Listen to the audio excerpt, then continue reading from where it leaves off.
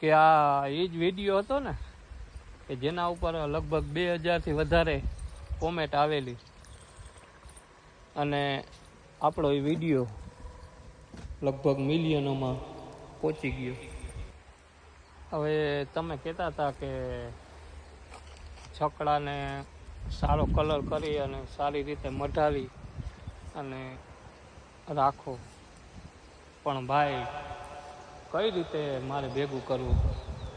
કેમ કે આ વર્ષ તો દુષ્કાળ જેવું છે, હજુ વરસાદે નથી થયો અને મગફળી વાવેલી છે એમાંય કંઈ ખાસ દમ નથી. તો આનું રિનોવેશન મારે કઈ રીતે કરવું મને કાંઈ નથી સમજાતું ભાઈ. પણ હજુ પણ જો મેઘરાજા મહેરબાન થશે અને વરસાદ આવી જશે તો આપણે આનું રિનોવેશન ચોક્કસ કરશું.